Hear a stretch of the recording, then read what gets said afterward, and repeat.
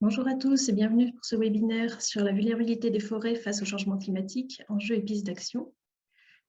On va pouvoir démarrer, il y a toujours des gens qui se connectent. Alors pour rappel, ce webinaire est le troisième d'une série de webinaires à l'action, organisés en collaboration avec un certain nombre de partenaires, avec l'ADEME Bourgogne-Franche-Comté, la région Bourgogne-Franche-Comté, la DREAL, la DRAF, les 3 agences de l'eau et l'OFB, et animé par Alter, dans le cadre d'une dynamique régionale sur l'adaptation au changement climatique. En attendant que tout le monde se connecte, je vais vous proposer un petit sondage pour nous permettre de savoir un petit peu quels sont les niveaux de compréhension du sujet et puis l'intérêt pour le sujet forêt changement climatique auprès des participants. Sur les raisons pour lesquelles vous êtes inscrits à ce webinaire, est-ce que c'était pour découvrir les enjeux liés au changement climatique pour la forêt? Est-ce que c'était pour approfondir vos connaissances sur ce sujet? Est-ce que c'est parce que vous-même vous menez des actions sur la forêt? Et puis, comment est-ce que vous appréhendez ce sujet des effets du changement climatique sur la forêt? Est-ce que c'est quelque chose que vous avez déjà observé en Bourgogne-Franche-Comté? Est-ce que ça vous paraît être une menace à moyen ou long terme? Ou est-ce que vous pensez que les forêts de Bourgogne-Franche-Comté ne sont pas spécialement concernées par le changement climatique? Alors, on peut le voir que les inscrits au webinaire ont plutôt une connaissance à approfondir sur le sujet. Quelques personnes, une dizaine de personnes qui veulent vraiment découvrir ces enjeux, et sinon plutôt un public averti. Et un certain consensus sur le fait que les effets du changement climatique sur la forêt sont déjà observés dans la région. On va le voir un petit peu plus en détail comment on peut l'observer justement. Je vous remercie d'avoir répondu. En ouverture de ce webinaire, je vais laisser la parole à Madame Brunner, donc, qui est directrice adjointe de la DRAF Bourgogne-Franche-Comté. Merci beaucoup. Bonjour à tous.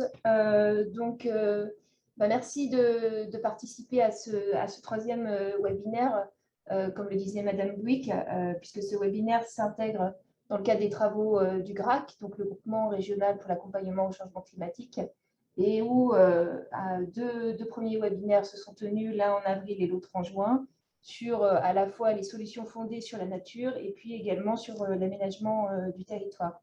Donc, je vois que le sujet de la forêt et le lien avec et les impacts du changement climatique attire un certain nombre est un vrai sujet et on le voit au nombre d'inscrits. Je voudrais également remercier, donc, bien entendu, les animateurs de ce webinaire et tous les intervenants. Le sujet, il est sûr qu'il est certain que vous ne pouvez pas aborder le sujet du changement climatique sans traiter de la question de la forêt. Alors, vous le savez certainement, la région Bourgogne-Franche-Comté, en région Bourgogne-Franche-Comté, le poids de la forêt est significatif. D'une part, on est la 4e région en termes d'implantation et de couvert forestier, avec près de 36% de notre surface régionale qui est couverte par la forêt. Il y a également un poids économique et des enjeux donc économiques importants. On a près de 19 000 salariés qui sont de l'amont à l'aval, qui travaillent dans ce secteur forêt et bois, avec un peu plus de 4 600 établissements dans ce secteur. Bien entendu, le changement climatique a un impact sur notre région et sur le secteur forestier. Sachant qu'à l'inverse, la forêt est également une solution par rapport à ce changement climatique en termes et peut aider à atténuer ce changement climatique lorsqu'on parle notamment de captage de carbone. Notre région Bourgogne-Franche-Comté a été exposée ces dernières années, à l'exception bien entendu de 2021, à un certain nombre d'épisodes de sécheresse. Donc on a encore en tête l'année dernière, qui était d'ailleurs une 3e année de série de sécheresse, donc avec des impacts significatifs, que ce soit sur le secteur agricole, mais aussi bien entendu donc sur le secteur forestier. Donc pour répondre à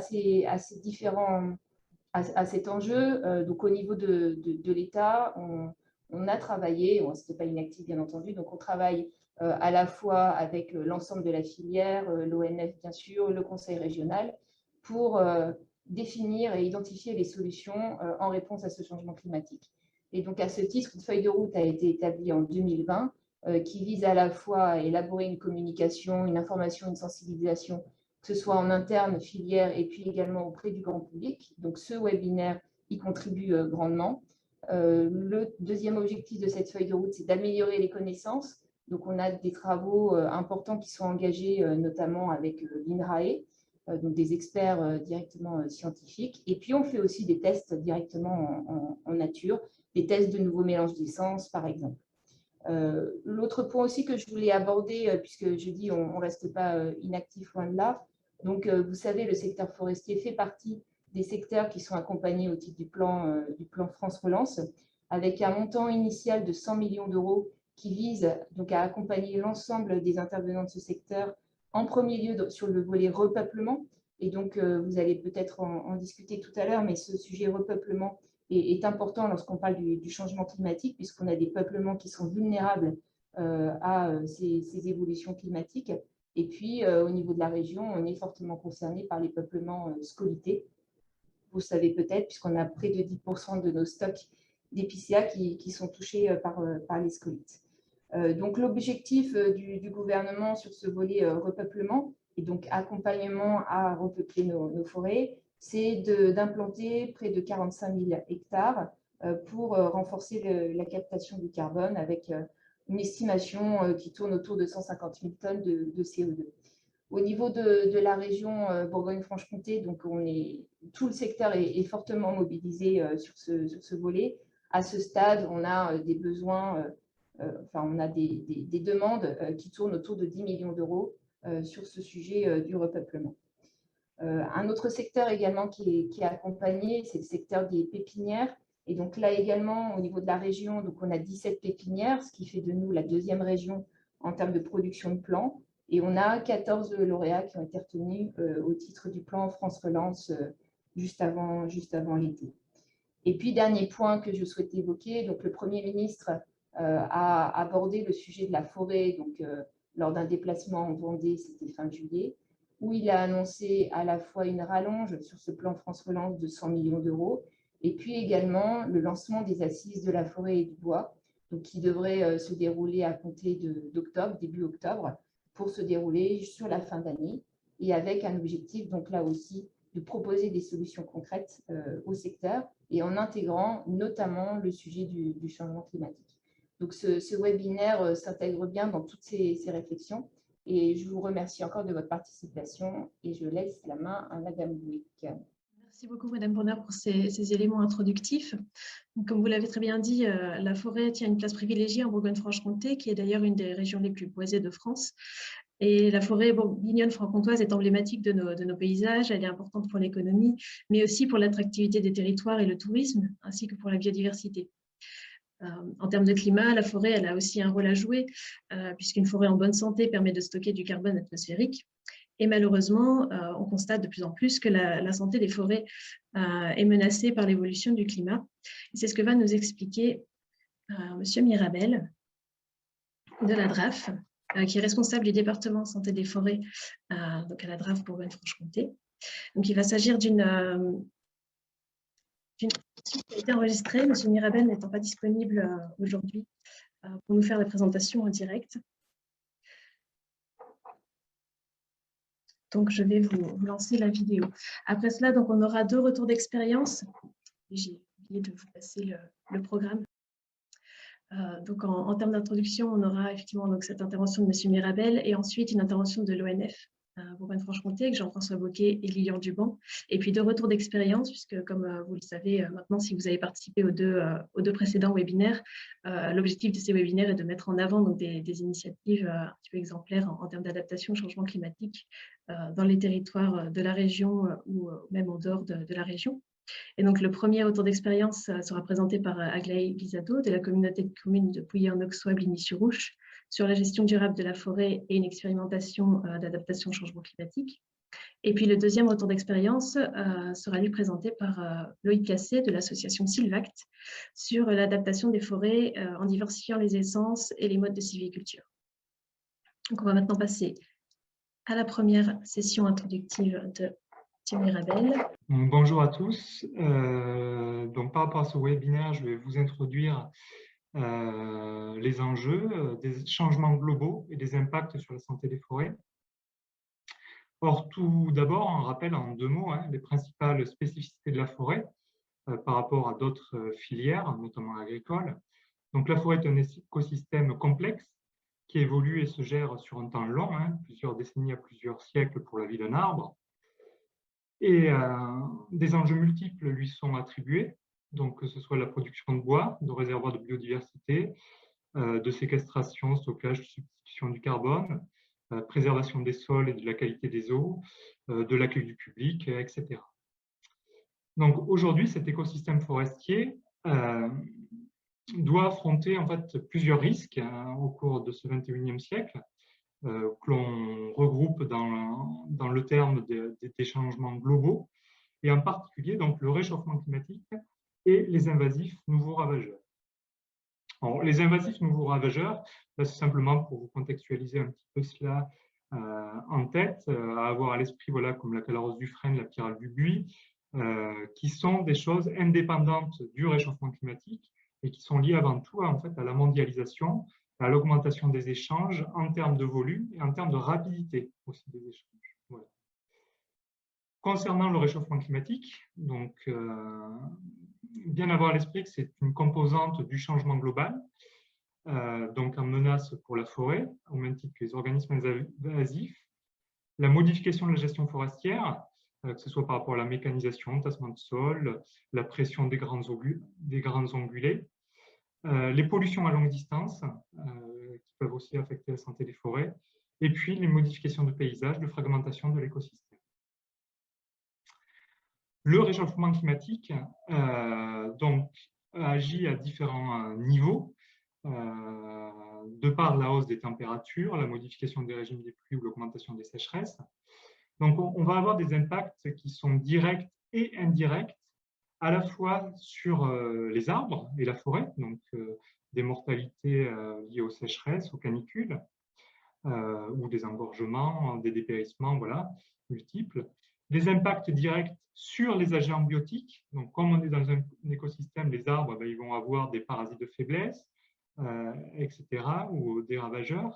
Donc, le réchauffement climatique peut influer sur leur développement, la reproduction de ces agents biotiques-là, accélérer, réduire leur nombre de générations. Des impacts indirects sur les arbres hôtes, donc tout ce qui est altération de la physiologie de la défense des arbres, donc qui seront plus susceptibles d'être attaqués par ces agents biotiques.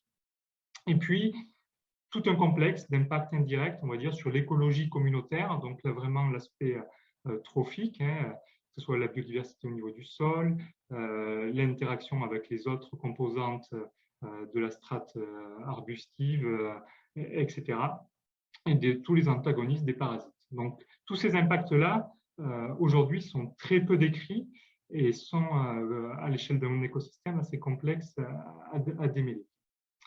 D'autres effets du réchauffement climatique sur la santé des forêts, donc la modification de la phénologie, donc des arbres qui vont feuiller plus ou moins tôt, de la productivité également. À avoir à l'esprit, ça c'est un point important, par rapport à d'autres filières, au niveau forestier, l'impact d'aléas climatiques extrêmes comme les sécheresses, il faut voir que ces impacts-là sont étalés dans le temps, avec parfois une latence. Donc, les impacts ne sont pas forcément immédiats, et les impacts immédiats aussi peuvent après être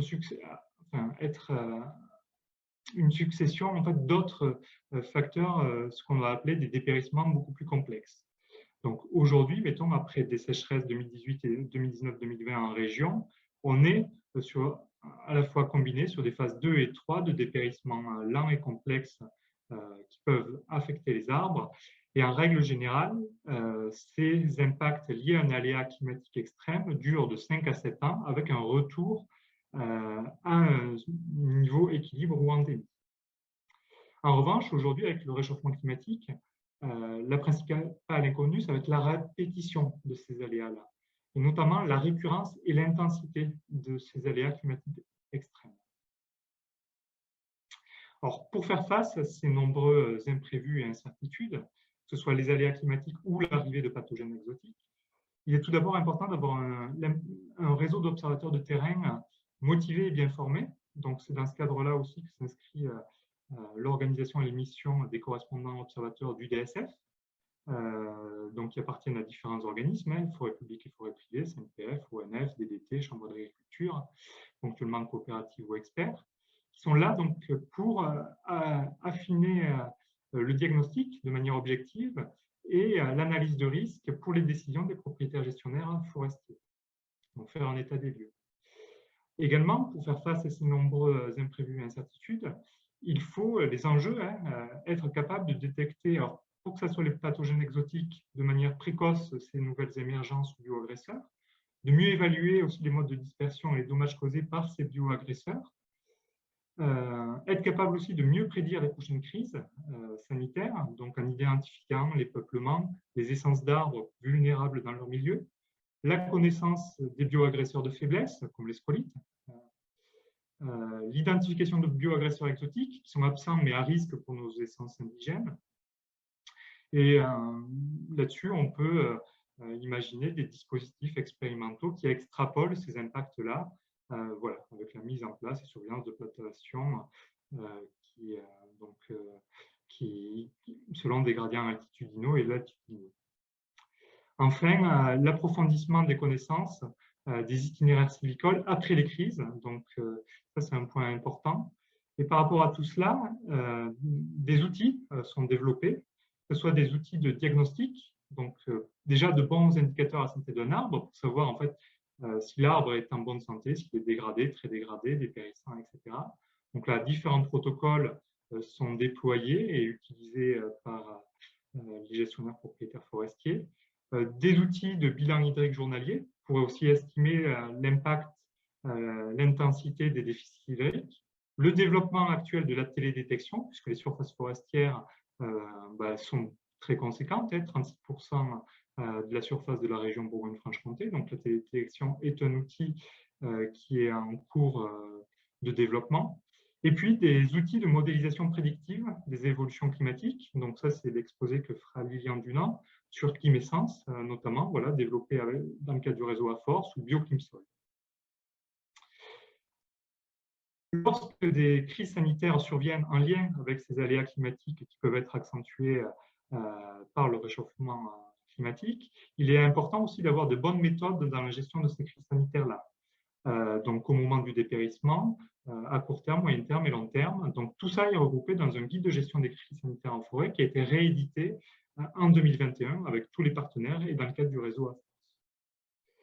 Il est important aussi de garder en mémoire les crises passées et les enseignements tirés des crises sanitaires, des aléas climatiques, des sécheresses, etc. Il y en a toujours eu. Il y a toujours eu des impacts sur la santé des forêts. Vous voyez, en 1921, on se posait déjà la question sur l'avenir du chêne ou sur l'avenir du sapin après les sécheresses des années 50.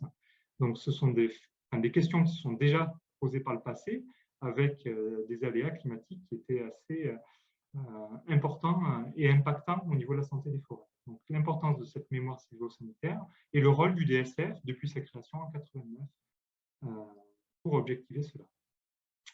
Quelques points de vigilance à garder à l'esprit. Donc aujourd'hui, ne pas s'habituer au dépérissement forestier, c'est-à-dire de poursuivre les observations, les diagnostics, toujours s'interroger sur les causes et ne pas attribuer tous les dommages uniquement au réchauffement climatique. Parce qu'un mauvais diagnostic peut engendrer derrière des mauvaises préconisations, des mauvaises orientations au niveau de la sylviculture et au risque de répéter des erreurs qui ont pu être faites par le passé. Et puis, être conscient donc, de la complexité des effets du réchauffement climatique sur la santé de la forêt et de leur prédiction. Voilà, que ça agit au niveau d'un écosystème complexe sur un temps long, avec des rétroactions, des effets directs, indirects sur l'arbre, les bioagresseurs, la biodiversité du sol, etc. Aujourd'hui, toutes ces questions sont cruciales en région Bourgogne-Franche-Comté, puisque depuis quelques années, on doit faire face à une multitude de crises sanitaires tout à fait exceptionnelles par leur concomitance, la multiplicité, leur intensité étendue, donc comme l'épidémie de scolyte sur épicéa, les mortalités voilà, de sapins peltinés, les dépérissements de hêtres qui s'accentuent là en 2021, et ceux liés à des bioagresseurs exotiques comme la pyrale du puits ou la cécidomie des aiguilles du Douglas ou la calarose du frêne, présente depuis une dizaine d'années en région Bourgogne-Franche-Comté. Mais au global, donc par rapport à ces observations de l'état sanitaire des forêts, la forêt française est en bonne santé globalement en 2020. Donc là, vous avez les résultats de placettes de réseaux systématiques que suivent les correspondants observateurs du DSF. Et dans les grandes lignes, voilà, vous voyez que l'essentiel des placettes donc, témoigne d'une bonne santé des arbres et que le taux de mortalité, le pourcentage d'arbres morts sur ce réseau systématique suivi depuis 89 est relativement faible, hein, mortalité annuelle entre 0,2 et 0,4%, avec un pic en 2003 post-canicule. Et aujourd'hui, on voit quand même une petite augmentation depuis 2018, 2019, 2020, mais qui reste à moins de 1%, hein, et en lien avec différentes choses. Donc, avant tout, par rapport au phénomène pathogène exotique à la rose du frêne ou maladie de l'encre sur châtaignier et les mortalités d'épicéa en lien avec la crise scolite. Voilà, donc un exposé assez, je vous ai balayé assez rapidement les différents enjeux et l'état des lieux aujourd'hui de la santé des forêts. N'hésitez pas à consulter voilà, pour plus de détails sur le site internet au niveau de la DRAF Bourgogne-Franche-Comté du DSF et sur des ressources au niveau national, sur le site du ministère de l'Agriculture notamment. Je vous remercie. Alors, on remercie M. Mirabel.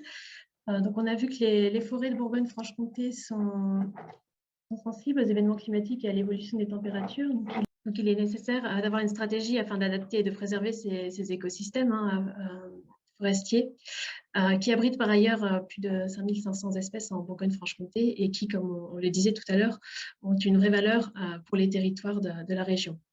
Donc, pour mieux comprendre comment ces effets du changement climatique sur la forêt sont anticipés à l'échelle régionale, je vais laisser la parole à M. Duban et à M. Boquet de la direction territoriale Bourgogne-Franche-Comté de l'ONF. Je vous laisse donc partager votre écran. J'espère que tout fonctionne bien, que vous voyez ma présentation. C'est tout bon. Parfait. Voilà, donc nous allons vous présenter à deux voix des éléments sur les forêts Bourgogne-Franche-Comté face au changement climatique. Alors, pour définir une stratégie d'adaptation, c'est d'abord important de faire au préalable un constat de la situation. Et ce constat passe évidemment par la situation sanitaire actuelle des forêts, qui vous a bien été présentée par Mathieu Mirabel du département santé des forêts. Mais du fait du temps long des forêts, c'est aussi important et fondamental même de se projeter dans le futur. Et c'est justement ce que permet le site Climessence, qui a été développé par le RMTA Force. Alors ce site, il est accessible à tous en ligne et je vous invite à le parcourir si vous avez la curiosité, si vous en avez la curiosité pour approfondir les éléments que je vais vous présenter rapidement ici. Alors pour se projeter dans le futur, donc il est important de tenir compte des incertitudes et c'est le cas en particulier à travers les scénarios du GIEC. Dans cette présentation, je vais naviguer entre deux bornes. Une borne optimiste qui correspond au RCP 4.5 et qui correspond, lui, à une action forte et coordonnée au niveau international pour réduire nos émissions de gaz à effet de serre en permettant de limiter l'augmentation globale de la température à 2 degrés. Et une borne pessimiste qui est le RCP 8.5 qui correspond, lui, à la continuité de nos comportements en termes d'émissions de gaz à effet de serre et qui conduit à une augmentation de la température globale de 4,5 degrés en 2100. Donc là, on parle d'effets de serre supplémentaires. Et donc, ces scénarios d'émissions de gaz à effet de serre ils sont traduits en paramètres climatiques, classiquement la température, comme on peut le voir ici, par des modèles climatiques. Et pour plus de robustesse, c'est la moyenne de 18 modèles climatiques que je vais vous présenter ici. Une première question que l'on peut se poser par rapport aux forêts et au changement climatique concerne la capacité de migration des espèces. Sans surprise, ce sont les arbres qui ont la capacité de migration la plus faible. Et contrairement aux mouvements qui ont eu lieu lors des dernières périodes glaciaires et interglaciaires, la vitesse d'évolution du climat sera trop rapide en plaine avec ces changements climatiques pour permettre, par exemple, aux espèces du sud de la France de rejoindre la Bourgogne-Franche-Comté. Quelques éléments sur le fonctionnement du modèle IKS qui est au cœur de ce site Climessence. Ce modèle fonctionne avec deux données d'entrée. Des données climatiques actuelles qui sont sur une normale 1979-2013 et des inventaires forestiers nationaux à l'échelle de l'Europe, donc des points de présence pour chacune des espèces. À partir de ces deux données, il y a un calcul d'indicateurs et une modélisation de seuil. Trois types d'indicateurs. Un indicateur sur le déficit hydrique, qui correspond donc au manque d'eau et au stress subi suite à ce manque d'eau par les arbres. un indicateur de froid hivernal, qui est donc lié à la mortalité des arbres avec des froids trop importants l'hiver, et un indicateur sur les besoins en énergie qui sont nécessaires au bon développement de l'arbre. Ces indicateurs sont calculés à partir des données climatiques actuelles et mis en relation avec les présences des espèces pour calculer un seuil, donc un seuil par espèce. Ce sont des points de présence uniquement des espèces, donc l'espèce peut être minoritaire par rapport au reste de la forêt sur le point qui est concerné. L'arbre peut être dépérissant, donc on parle là, c'est les résultats qui sont des cartes de présence de l'espèce, et non des cartes de dépérissement ou de production, ce qui correspond donc plutôt à une niche écologique réalisée de l'espèce.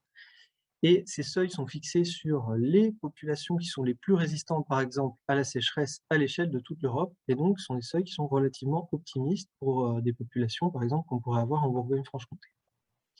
Ce qui est intéressant, c'est de voir ensuite comment ça se projette dans le futur. Et pour ça, tout simplement, on prend des données climatiques futures issues des différents instituts météorologiques pour les différents scénarios du GIEC. On recalcule ces indicateurs, on applique les seuils espèce par espèce, et ce qui permet d'avoir accès à des cartes de compatibilité. Comment lire ces cartes de compatibilité? En vert, les zones qui sont compatibles par rapport aux indicateurs que je vous ai présentés et où donc il est probable de trouver la présence de l'espèce. En jaune, des zones incompatibles du fait de la sécheresse, en bleu pour le froid et en mauve pour l'énergie. Je vais vous présenter ces cartes pour la Bourgogne-Franche-Comté pour 3 essences principales. Tout d'abord, l'épicéa. Alors en climat actuel, on voit qu'il y a des zones, sur les zones les plus sèches de la région, qui sont déjà incompatibles.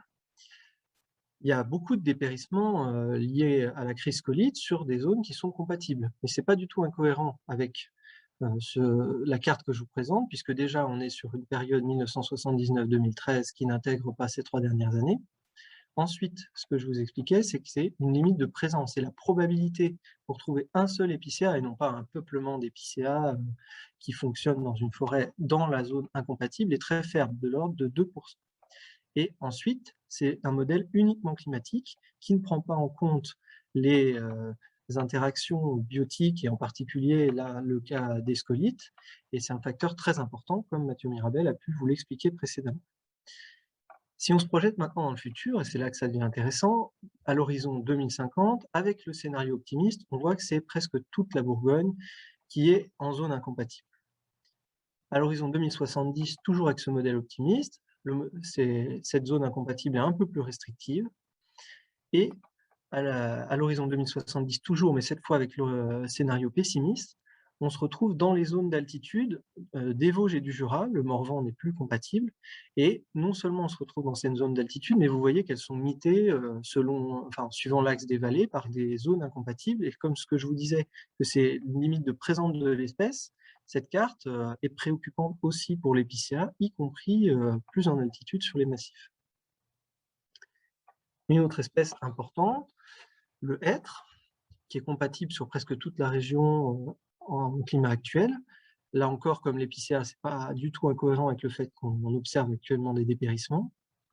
Dès 2050, avec le scénario optimiste, on voit apparaître des zones incompatibles sur une surface non négligeable, en particulier sur la Bourgogne.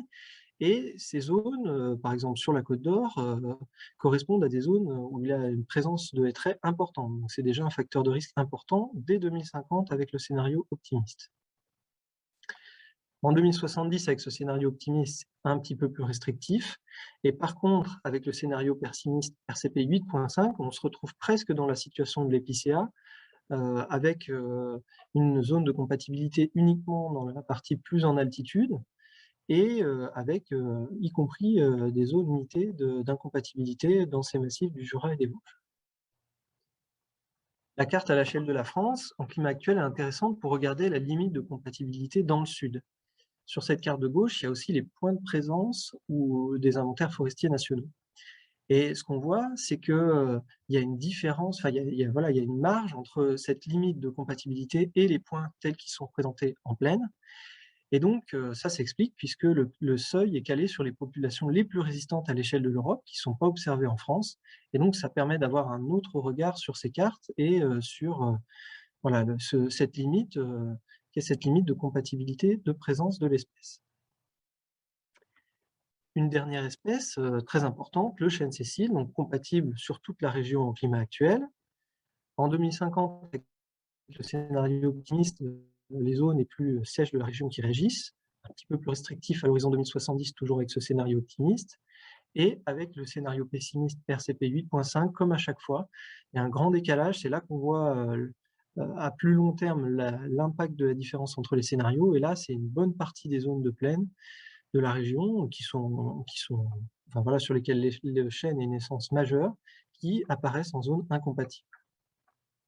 Là encore, on peut prendre un petit peu de recul avec la carte au niveau national, avec les points de présence, pour voir que cette limite jaune-vert, là encore, est relativement optimiste, puisque si vous connaissez un petit peu les forêts du pourtour méditerranéen ou de la Corse, voilà, il n'y a pas de peuplement de chêne sicile en production tel qu'on peut en avoir en Bourgogne-Franche-Comté.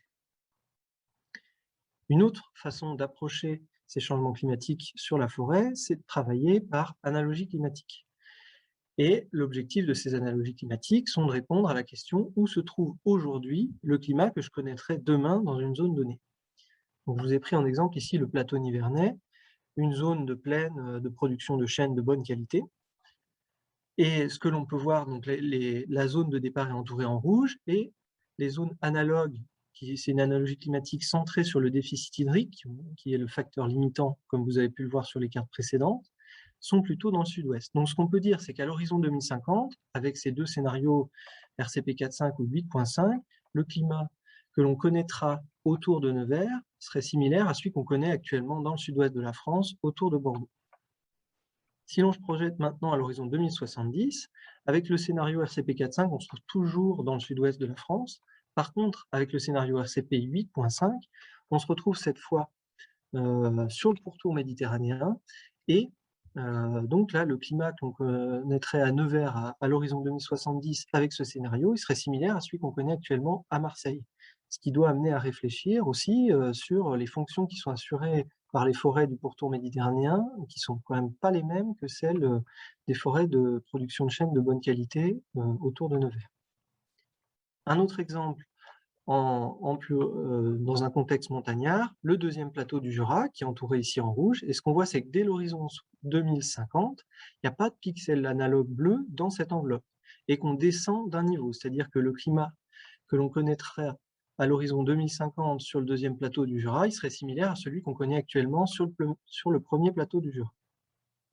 Et si on regarde à l'horizon 2070, un peu pour le scénario optimiste et de manière sensible pour le RCP 8.5, le climat que l'on connaîtra sur ce deuxième plateau du Jura serait similaire à celui qu'on connaît actuellement en plaine. Et donc, ce climat montagnard sur la partie haute du massif du Jura, ben voilà, n'aurait plus cours et ressemblerait à celui que l'on connaît actuellement en plaine. J'ai été très rapide sur ces éléments, n'hésitez pas à revenir dans les questions. Et une fois qu'on a fait un petit peu ce bilan détaillé sur les différentes essences, ça permet de mettre en place une stratégie d'adaptation des forêts, et c'est ce que Jean-François va vous présenter maintenant. Très bien, merci beaucoup Lilian. Donc je prends le relais, effectivement. Je vais vous présenter les grands axes de la stratégie d'adaptation des forêts publiques de Bourgogne-Franche-Comté par rapport au changement climatique. Donc tout de suite, une première diapositive sur les enjeux et les risques. Ça a été dit en introduction, et puis ça ressort de l'enquête qui a été faite tout à l'heure. La plupart d'entre vous avaient pu observer dans le paysage ces dernières années des dépérissements extrêmement importants, notamment sur les épicéas, également sur la hêtraie. Et moins visible dans le paysage, il y a aussi des peuplements qui ont souffert dans le domaine de la chênaie, avec aujourd'hui des chênes qui présentent des houppiers clairs et qui potentiellement sont en situation de risque. Donc clairement, ça veut dire quoi? Ça veut dire que le risque est partout. Tous nos peuplements, toutes nos essences de Bourgogne-Franche-Comté sont potentiellement menacés et sont potentiellement susceptibles de subir des évolutions importantes.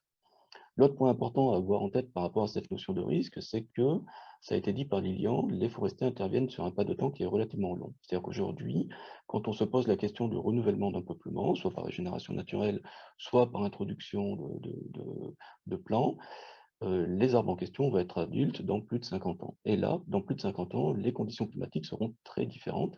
On a vu les différents modèles qui ont été présentés. Ces modèles présentent encore des incertitudes, et puis nos connaissances sur les essences et leur capacité d'adaptation sont encore lacunaires. Ça veut dire qu'il y a aussi un risque à ce niveau-là d'erreur dans les choix et les décisions que nous allons prendre. Et il faut que ce risque soit compris par l'ensemble du public parce qu'il nous faut agir. Lilian a montré que la capacité de migration naturelle des essences n'était pas suffisante pour assurer une adaptation. Donc les forestiers, dans ce contexte un petit peu incertain, sont contraints de prendre des décisions et d'accepter ce risque. Au niveau des enjeux, de façon globale, pour les forêts publiques, nous travaillons sur une gestion multifonctionnelle qui vise à intégrer les enjeux de production, les enjeux d'accueil, de séquestration carbone, de diversité et de protection des sols contre les risques naturels. Tous ces enjeux sont susceptibles d'être fortement impactés par le changement climatique. Tout d'abord, sur la question de la production de bois, évidemment, suite à des dépérissements, les bois sont dépréciés. De façon globale, les peuplements perdent en capacité d'accroissement et on va s'orienter, ça a été dit, vers des changements d'essence. Donc ça, potentiellement, c'est extrêmement impactant pour la filière et c'est d'autant plus gênant et dommageable que nous souhaitons nous intégrer dans une économie bas carbone en valorisant la construction bois. Donc, il y a de véritables enjeux à ce qu'effectivement la filière puisse suivre, s'adapter et ce qu'on puisse conserver des capacités de production de nos forêts. Au niveau de l'accueil, vous l'avez tous observé, certaines communes ont été obligées de fermer les forêts à l'accueil du public à cause des risques liés au dépérissement. Il y a une perte d'image de la forêt, forêt stable et de grands arbres, forêt d'accueil. Donc, il y a aussi des évolutions importantes sur cette fonction-là.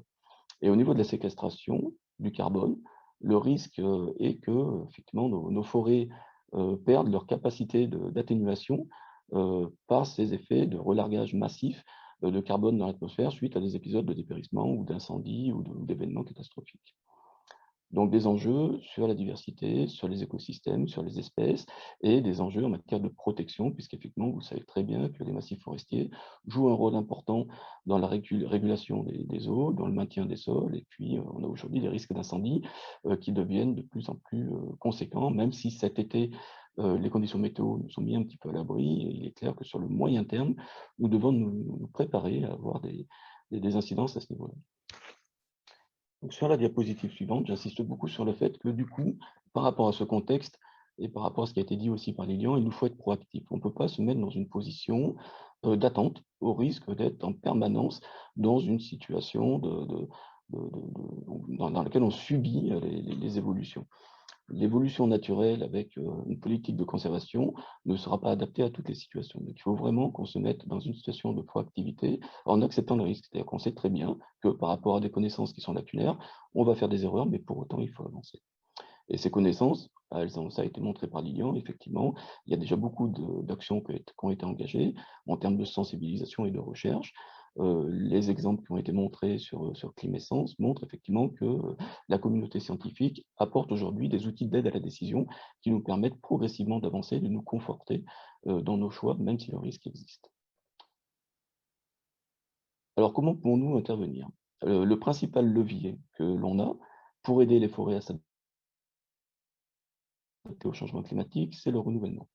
Avec deux grandes modalités de renouvellement, la régénération naturelle, qui est possible lorsqu'effectivement nous avons en place des peuplements pour lesquels les essences ont une capacité d'adaptation ou un avenir jugé correct par rapport aux évolutions climatiques. Et en plus, l'intérêt de la régénération naturelle est que si on fait quelques investissements en soins culturaux, on peut travailler le mélange dans cette régénération naturelle. Parfois, par contre, dans certaines situations, le peuplement en place ne permet pas d'espérer une dynamique de la végétation qui est suffisante pour reconstituer un peuplement et on doit intervenir en plantation. C'est par exemple le cas des situations post-scolytes dans les peuplements d'épicéas qui ont été dégradés. Dans tous les cas, il est pour nous extrêmement intéressant de diversifier nos modes d'action. Systématiquement, lorsqu'on le peut, on va attendre 3-4 ans pour voir si la dynamique naturelle nous permet de miser sur la régénération naturelle. Sinon, on s'engagera sur la plantation. Et lorsqu'on peut mélanger les deux modes de renouvellement, ça nous permet d'introduire de la diversité et de faire en sorte effectivement de multiplier les chances de réussite des renouvellements. Alors, les diapos suivantes vous présentent des exemples de mélange qui sont possibles. Donc cette première diapo, vous avez en fait un schéma qui est très théorique, mais qui donne un petit peu l'illustration de ce que pourrait être l'introduction par placeau de nouvelles essences dans une régénération naturelle. Donc vous avez des petits symboles qui représentent les arbres feuillus, qui couvrent l'essentiel de la parcelle, sur lesquels nous avons de la régénération naturelle, avec l'idée d'introduire par endroits certaines essences qui potentiellement sont plus adaptées au changement climatique, avec des essences méridionales qui ont une capacité de réaction favorable. L'idée, c'est qu'effectivement, à terme, une fois que le peuplement devient adulte, on ait un mélange qui donne plus de résilience et plus de résistance. Donc ça, c'est le cas de figure de l'introduction d'un mélange dans une régénération naturelle. Nous avons également la possibilité, sur la diapo suivante, de donner un exemple de renouvellement en mélange par plantation, c'est-à-dire qu'au lieu de faire des plantations monospécifiques, aujourd'hui les consignes qui sont portées par notre établissement est de faire en sorte que nous ayons au moins systématiquement, pour les plantations de plus de 2 hectares, au moins 30% des plants d'une seconde essence, voire d'une troisième essence lorsque c'est possible, que les surfaces le permettent. L'idée, effectivement, c'est qu'à terme, ces petits placeaux d'essence et de plants introduites donnent de la diversité dans le peuplement. Vous voyez là le schéma qui est présenté à droite est en fait une projection à 50 ans ou 60 ans de cette plantation, après sélection des quelques résineux qui ont été plantés. L'individu qui va survivre et qui va rester fera partie du mélange. Vous voyez des points rouges qui illustrent la diversité, c'est aussi une possibilité. Tout simplement, dans nos plantations, tous les plants ne vont pas survivre, certains vont être en échec, et il y aura probablement des zones sur lesquelles des vides vont s'installer et sur lesquelles la végétation, la dynamique de végétation naturelle va s'exprimer. Ça pourra apporter de la diversité. En tout cas, que ce soit dans les opérations de renouvellement par régénération naturelle ou par plantation, le leitmotiv aujourd'hui est de faire de la diversité et de mélanger les essences. Second levier, alors toujours sur le choix des essences, pardon, vous avez ici un exemple de 4 essences qui sont potentiellement relativement bien adaptées pour notre région. Le cèdre de l'Atlas, vous connaissez tous les cèdres du Mont Ventoux. Vous avez ici une photo d'un peuplement de cèdres adultes hein, sur la commune de Cormeaux, hein, en Côte d'Or, qui montre effectivement qu'on a des possibilités de réussite relativement intéressantes. La même chose pour les chênes pubescents sur la photo d'à côté, hein, dans la région lyonnaise, où on voit ici, c'est intéressant, un chêne pubescent qui présente une allure qui est relativement intéressante. Hein. Ce n'est pas les chênes pubescents du sud-est de la France sur des sols très pauvres avec des hauteurs de moins de 10 mètres. Là, on a potentiellement des chênes qui peuvent répondre à plusieurs enjeux, à la fois production et puis aspect paysager intéressant. Même chose avec les pins maritimes. Vous avez ici des peuplements qui ont été installés en Lorraine qui aujourd'hui sont adultes et nous donnent de bons espoirs. Et puis les sapins méditerranéens, avec le sapin de Borne-Muller en exemple. Autre levier important sur lequel nous apportons beaucoup d'attention, c'est la préservation des sols. Alors, je ne développe pas tous les bénéfices d'un sol en bon état sanitaire, mais j'insiste plutôt sur les actions qu'il nous faut mettre en place. L'une des priorités pour nous, c'est vraiment de limiter les surfaces circulées par les engins de façon à éviter le tassement des sols, parce qu'un sol tassé met très longtemps, de plusieurs dizaines d'années, à revenir dans un état acceptable pour la végétation. L'autre point important, c'est limiter les exports de feuilles et de rameaux, ce qu'on appelle les menus produits, pour la simple et bonne raison qu'ils sont essentiels au retour de matière organique dans le sol pour son équilibre chimique. Et enfin, autant que possible, éviter les coupes rases avec des surfaces à limiter. Et je mis si possible parce que bien évidemment, on hérite de structures de peuplement qui font que parfois la coupe rase s'impose. C'est le cas par exemple des peuplements scolités sur lesquels effectivement le dépérissement a été massif et pour lesquels on a des parcelles entières aujourd'hui qui sont ravagées. Après le sol, il y a la sylviculture. Le leitmotiv, là aussi, c'est de dire qu'il nous faut faire une sylviculture dynamique, pour plusieurs raisons. Parce que d'abord, une sylviculture dynamique permet de limiter la concurrence entre les individus et de concentrer les ressources sur les individus les individus qui restent présents.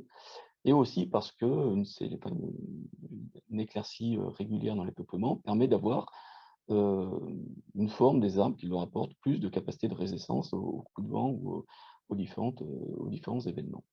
Donc, de façon globale, ce qu'il faut éviter dans les peuplements, dans le domaine de la sylviculture, c'est les à-coups qui peuvent déstabiliser les peuplements. Et dès le départ de la vie du peuplement, il faut être relativement dynamique. Et chaque fois que l'on peut travailler sur des systèmes à couvert continu, il faut s'y engager. Et voilà notre cible. L'idée, c'est ça, c'est de ne pas mettre tous nos œufs dans le même panier, c'est de travailler à la diversification des solutions à toutes les échelles. Vous avez ici la notion de forêt mosaïque, qui est un petit peu la cible vers laquelle on souhaite s'orienter, avec une illustration qui vous montre qu'on va essayer de faire en sorte que que ce soit présent côte à côte, à la fois des zones de futaies régulières, des zones de futaies irrégulières, des zones sur lesquelles il y aurait eu de l'introduction d'essences adaptées, des zones sur lesquelles il y a des peuplements qui sont laissés en libre évolution pour la biodiversité, et des zones ouvertes, et si possible, des points d'eau. Donc l'idée, c'est bien ça, c'est de mélanger le plus possible les structures, les espèces, pour apporter un maximum de diversité et faire en sorte que nos peuplements soient les plus stables, les plus résilients et les plus résistants possibles. Et enfin, une dernière diapositive, pour vous dire que, évidemment, c'est un enjeu et un défi majeur pour les forestiers. C'est un défi technique, mais c'est un défi pour l'ensemble de la société, parce qu'il y a cette notion d'acceptabilité du changement qui a été évoquée tout à l'heure. Et aujourd'hui, on sait, tout ça ne se fera pas tout seul, et il faut maintenir une capacité d'investissement pour qu'effectivement on puisse avancer sur ce sujet. De façon globale, les propriétaires forestiers, aujourd'hui, peuvent investir parce qu'ils ont des recettes. Le niveau de recettes va diminuer, donc il nous faudra soutenir de plus en plus la filière par rapport à les propriétaires, si on veut effectivement qu'ils soient en capacité d'accompagner leur peuplement et leur forêt. Une initiative a été pour nous extrêmement bénéfique, c'est le plan de relance, une véritable opportunité puisqu'on a pu s'engager dans le renouvellement de surfaces relativement conséquentes. L'annonce a été faite, ça a été reprécisé par Madame Borner tout à l'heure, qu'il y aura des suites données à cette opération. On s'en réjouit parce qu'effectivement, il nous faut absolument trouver un système de financement de l'adaptation des forêts au changement climatique sur le long terme. Voilà, je vous remercie et on est à votre disposition pour répondre aux éventuelles questions. Merci à vous. Effectivement, on va prendre quelques questions dans le module questions-réponses. Je voulais juste vous préciser, si vous aviez des questions également pour Mathieu Mirabel, n'hésitez pas à les poser quand même. Même s'il n'est pas là aujourd'hui, on pourra prendre les questions et y répondre éventuellement dans le compte-rendu. Avant de faire remonter quelques questions et en complément de ce que vous venez de dire, je voulais juste mentionner que les acteurs de la forêt sont très mobilisés sur cette question d'adaptation au changement climatique et qu'au niveau régional, donc, il y avait un groupe de travail d'ailleurs sur ce sujet qui avait été créé avec l'animation par FIBOA et qui regroupe tous les acteurs de la forêt de la région. Et au niveau national, on a aussi donc, les forestiers et les chercheurs qui se sont associés au sein du réseau mixte technologique à force sur cette question d'adaptation des forêts et avec un appui du Life Artisan qu'on va mentionner tout à l'heure, qui travaille sur la prise en compte de l'adaptation des forêts dans les démarches territoriales. Agnès, Patricia, j'ai vu qu'il y avait pas mal de réactions, de questions dans le chat. Je vous laisse nous faire remonter les questions.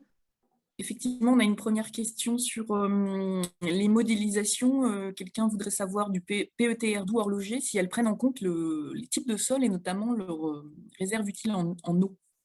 Parce qu'en fonction des types de sols de la région, effectivement, la réserve utile n'est pas la même. C'est une bonne question. Effectivement, il y a une prise en compte, mais cette prise en compte, il fallait qu'elle soit à l'échelle européenne pour être compatible avec les autres données d'entrée, c'est-à-dire les données climatiques, mais surtout les données de présence des espèces. Et donc, il y a une prise en compte de cette réserve utile en eau du sol avec une cartographie européenne des sols. C'est important pour caler le modèle. Par contre, c'est loin d'être suffisamment fin pour avoir un diagnostic local à l'échelle d'une forêt ou d'une parcelle. Donc c'est pris en compte et les résultats du modèle ne sont pas biaisés par rapport à cela. Par contre, c'est quelque chose sur lequel je n'ai pas insisté, mais ces cartes, elles ne peuvent vraiment pas être regardées à l'échelle, en dessous de l'échelle d'un grand massif ou d'une zone complète, du fait que c'est un modèle à l'échelle européenne qui sert à donner des niveaux de risque, et ensuite ce sont des diagnostics locaux, justement du sol par exemple, mais ça peut être aussi de l'altitude, de l'exposition, qui permettent d'affiner le diagnostic et les choix qu'on peut faire.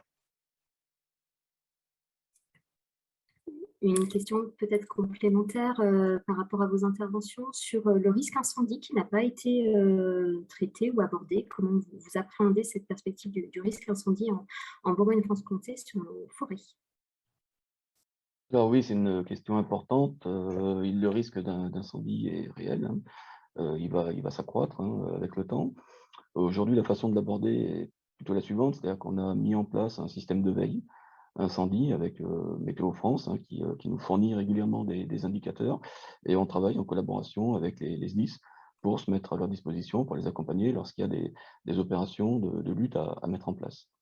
De façon globale, lorsqu'effectivement les indicateurs de risque d'incendie nous mettent en alerte sur les périodes les plus risquées, Les premières mesures qui sont mises en œuvre, c'est déjà de limiter la présence en forêt. Et la présence en forêt, d'une part, des professionnels, parce qu'on sait très bien qu'un incendie peut être déclenché par des opérations de travaux forestiers, hein, avec des broyeurs ou avec des engins. Donc déjà, on limite l'intervention de ces engins. Et puis, le cas extrême, lorsqu'effectivement le risque devient vraiment fort, on pourrait être amené à mettre en place, on ne l'a pas encore fait, mais on pourrait être amené à mettre en place des mesures de fermeture des massifs, comme c'est fait aujourd'hui dans le sud de la France. Et progressivement, dans le cadre des aménagements forestiers que sont les plans de gestion des forêts publiques, on commence à intégrer cette notion d'équipement de défense des forêts contre les incendies, avec une réflexion sur l'infrastructure d'accès aux forêts, une réflexion sur les points d'eau.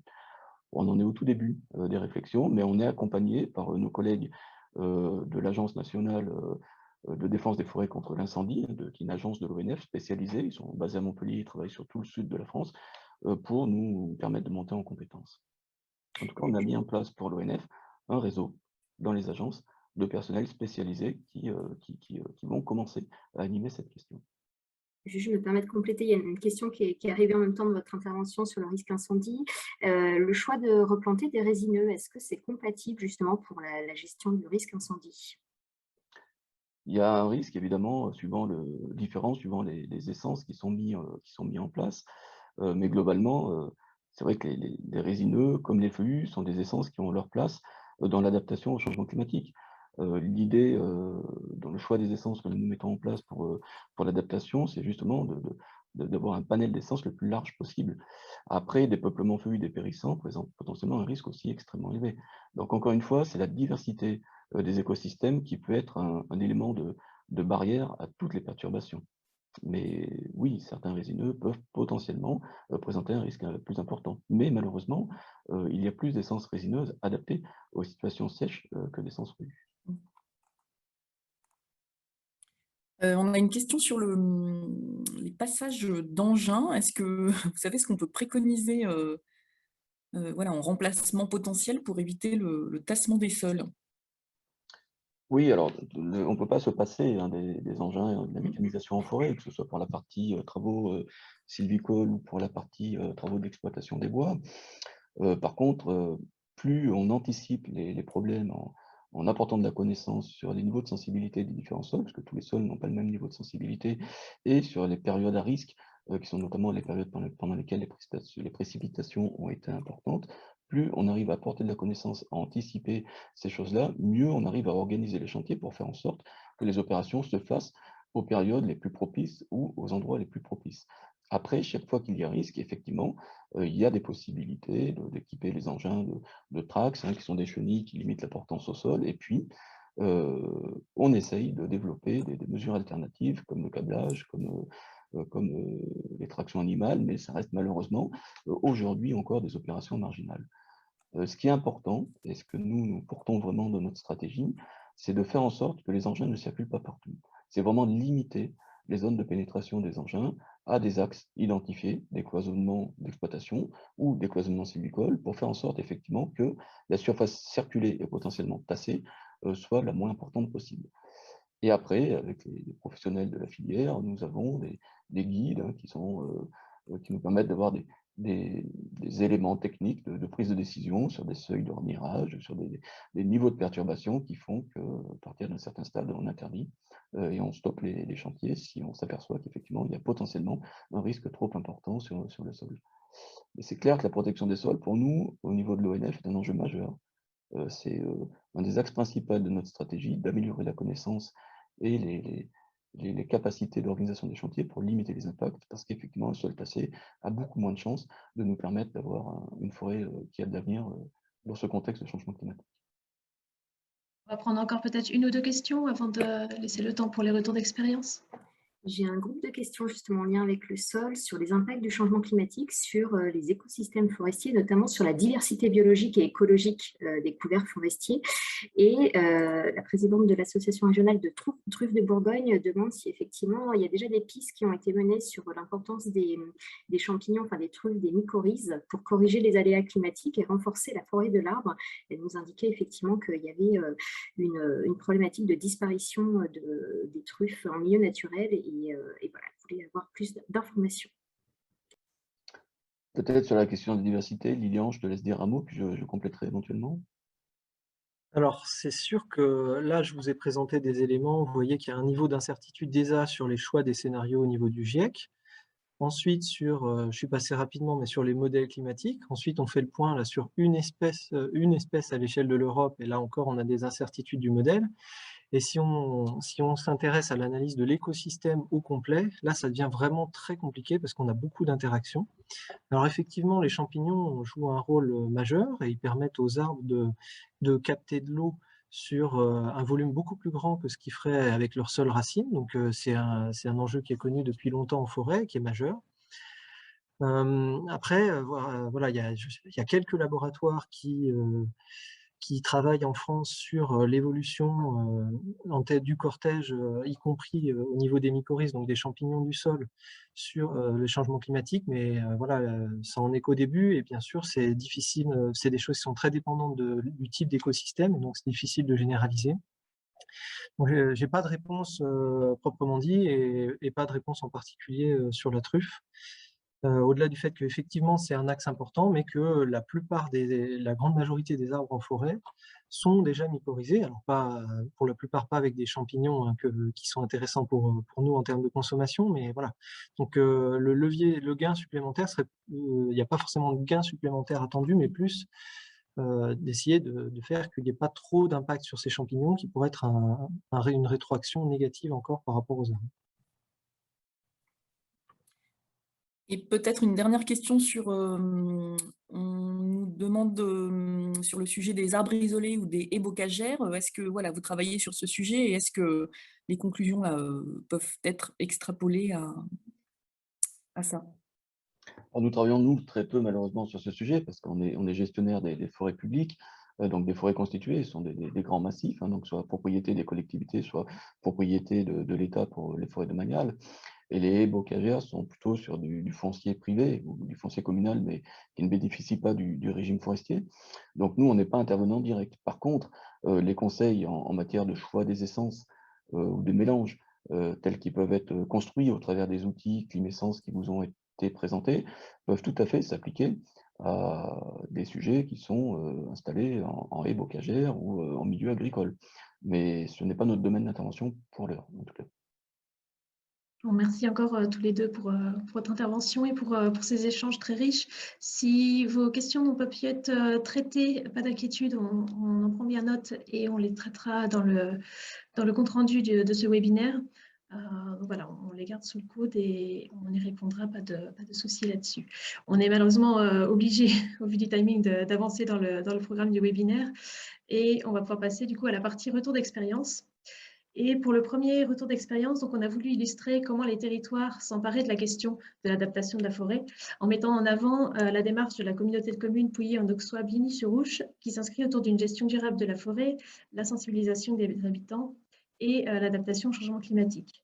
Et du coup, je vais laisser la parole à Aglaé Guisado, qui est chargée de mission transition écologique énergétique de la communauté de communes Pouilly-Bligny.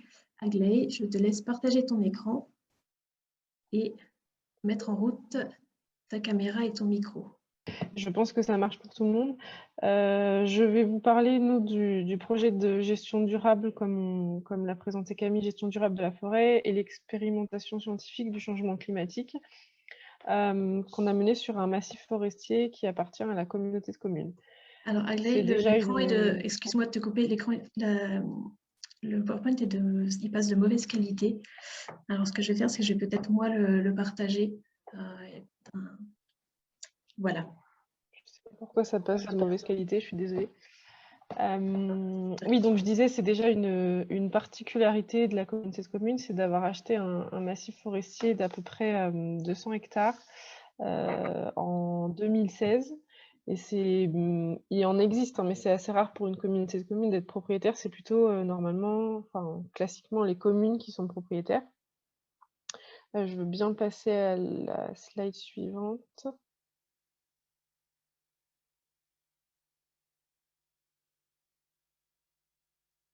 Voilà. Donc en fait, le contexte de cet achat, c'était tout d'abord tout un travail de réflexion de la part des élus initié dès l'année 2013 et qui a voilà, qui a duré plusieurs années, mais en tout cas dans le cadre de la démarche territoire à énergie positive, donc TEPOS, la volonté c'était de préserver l'écosystème forestier qui était très présent et qui est toujours très présent sur une bonne moitié du territoire. Il y a beaucoup de communes forestières, etc. Il y a eu l'opportunité de l'achat d'un massif forestier cet achat a été financé dans le cadre du programme Territoire à énergie positive pour la croissance verte. Parallèlement à ça, il y a eu la réflexion sur la mise en place d'une charte forestière de territoire parce que la communauté de communes voulait aussi fédérer toutes ces communes et aussi sensibiliser les propriétaires privés pour une gestion durable de la forêt. Et l'outil charte forestière est apparu comme l'outil peut-être le plus adapté pour fédérer tous les acteurs et ne pas uniquement gérer notre massif puisqu'on a la main en tant que propriétaire, mais aussi sensibiliser tous les autres propriétaires du territoire. Ensuite, si on peut passer à la slide suivante. Voilà, donc le plan d'action sur cette thématique, c'était donc tout d'abord l'achat du massif, avec 3 objectifs principaux qui étaient donc la réappropriation de l'écosystème forestier par les habitants, la préservation de la biodiversité et l'adaptation au changement climatique. Voilà, donc pour la première action, il y a eu la création et l'aménagement de sentiers pédagogiques sur ce massif pour aider aussi à la réappropriation des habitants. Donc on a créé 3 sentiers qui font au total presque 10 km. Donc il y a plusieurs sentiers avec plusieurs durées, plusieurs nombres de kilomètres, etc. Donc là, je vous en montre un extrait avec des panneaux pédagogiques, des aménagements de type banc, table, etc. pour vraiment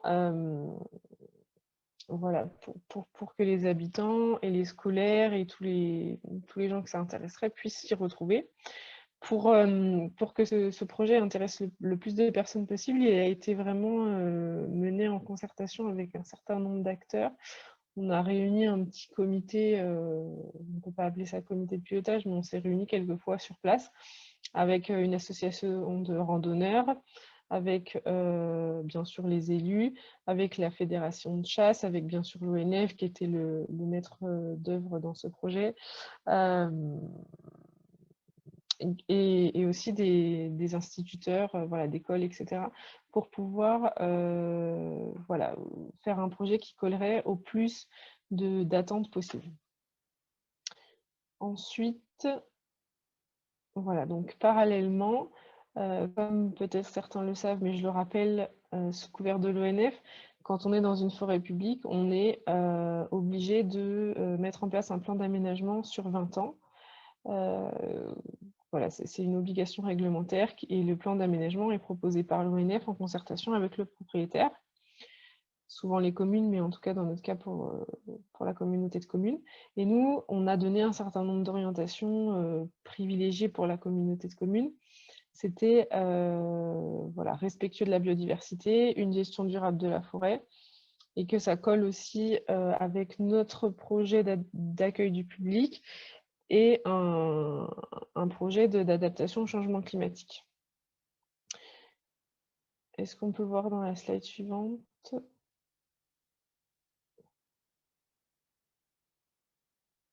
Voilà, donc on a mis en place ce plan de gestion avec un certain nombre d'îlots d'avenir et d'îlots de sénescence. Donc je vous rappelle, les îlots d'avenir, c'est des îlots où on va expérimenter des nouvelles essences.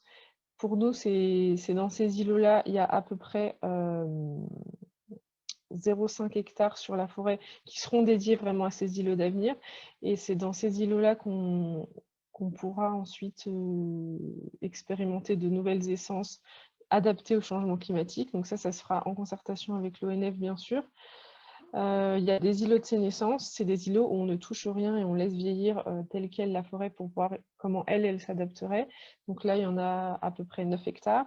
Et des îlots de vieillissement, c'est un peu différent des îlots de sénescence parce que c'est des parcelles où on laisse un cycle sylvicole prolongé, c'est-à-dire qu'on va quand même exploiter ces parcelles, mais sur un temps un peu plus long que ce qui est normalement ou classiquement fait sur ces parcelles, à raison de 2,5 hectares à peu près. Pour illustrer un petit peu tout ça, je vais vous montrer une vidéo qu'on a fait sur la démarche autour de la forêt au niveau de la communauté de communes. Je pense que ce sera plus parlant.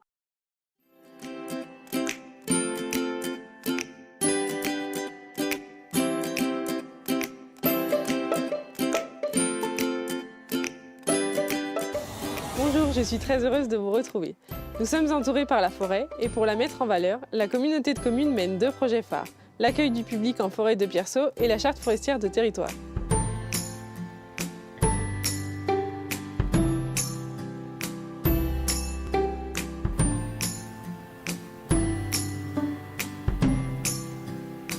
Grâce à l'aide du ministère de l'écologie, notre communauté de communes a pu acquérir un massif forestier de plus de 200 hectares à Détain-et-Bruin en 2016.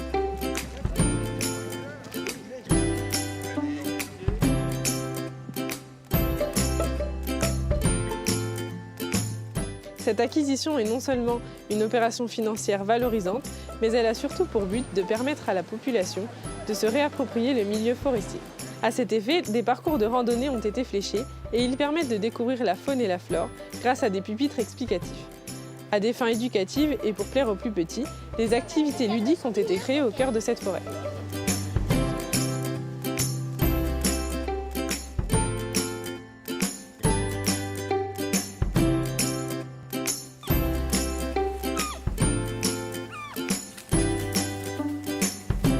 En lien avec l'ONF et dans le cadre de la démarche TEPOS, notre communauté de communes a engagé une charte forestière de territoire. En fait, il y a assez peu de chablis sur la forêt. Au vu du diamètre, il devait avoir presque 80 ans à peu près. À l'occasion de la présentation, allons retrouver tous les acteurs concernés.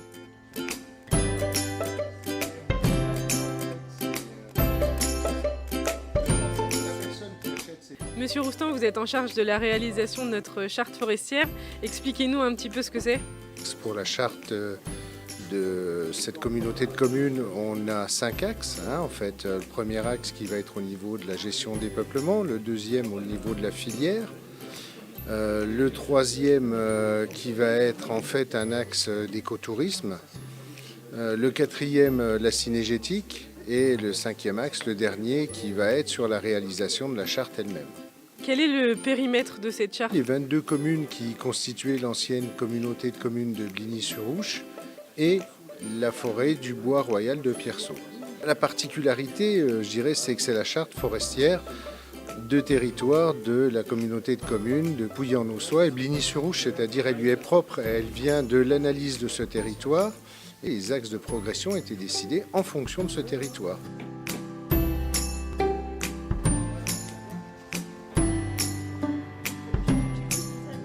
Et vous, quand venez-vous découvrir notre forêt?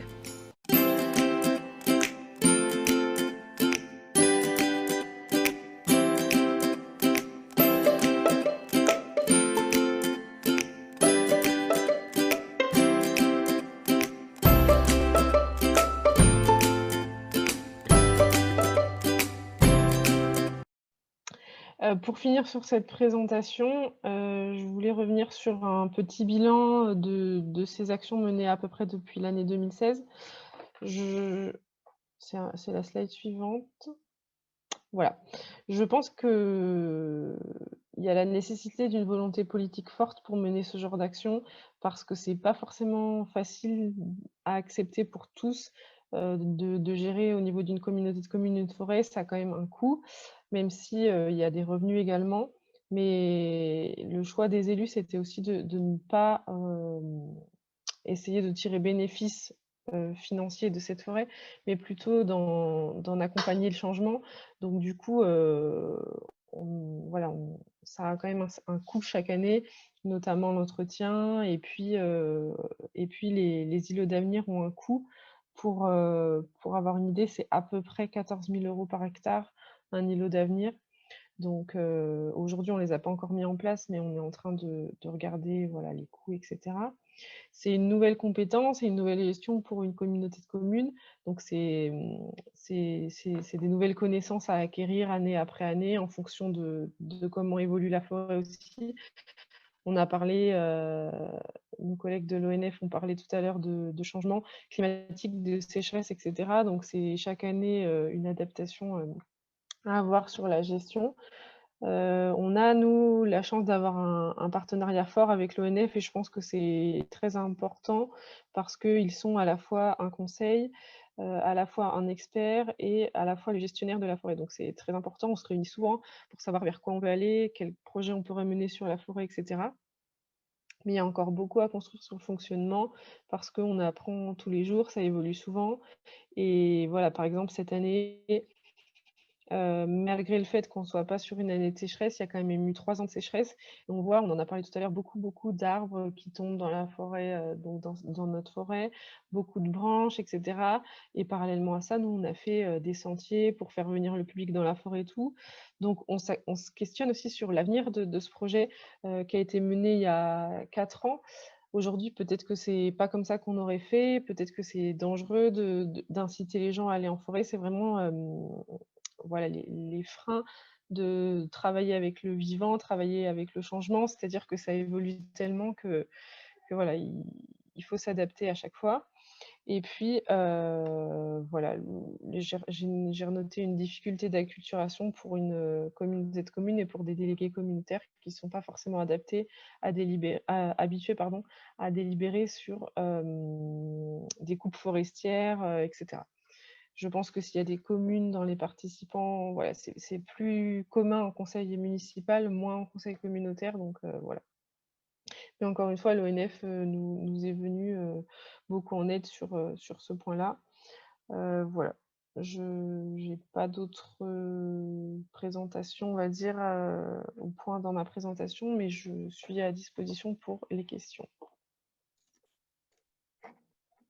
Merci Aglaé. Effectivement, on va prendre quelques questions. N'hésitez pas à nous mettre aussi en commentaire, à partager votre expérience en tant que territoire ou collectivité sur comment vous mobilisez les professionnels de la forêt. Et je voulais aussi mettre en avant, voilà, on a vu l'exemple d'une communauté de communes, mais on a aussi pas mal de départements qui nous écoutent. Et les départements peuvent aussi, eux, se positionner en soutien des dynamiques territoriales sur ce sujet, comme par exemple le département du territoire de Belfort qui a appuyé financièrement des expérimentations d'îlots d'avenir avec l'appui de l'ONF et des communes forestières sur son territoire. Je vous invite à aller regarder ce retour d'expérience. Il était dans notre dernière publication repère sur le changement climatique. Et voilà, vous rapprochez de l'ONF pour plus d'informations à ce sujet. Du coup, Patricia, Agnès, est-ce qu'il y a des questions pour Aglaé? Oui, ben, on a parlé tout à l'heure des mycorhizes suite à la présentation de l'ONF. Là, effectivement, il y a une question sur l'aspect fongique. Est-ce qu'il est mis en avant dans le cadre de la communication au public? Alors, l'aspect fongique en particulier, pas spécialement.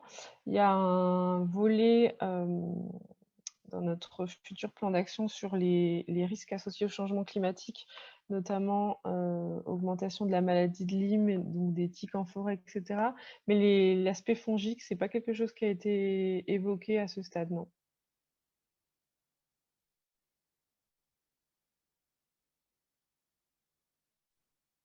Est-ce qu'il y a d'autres questions, remarques que vous avez à nous faire remonter?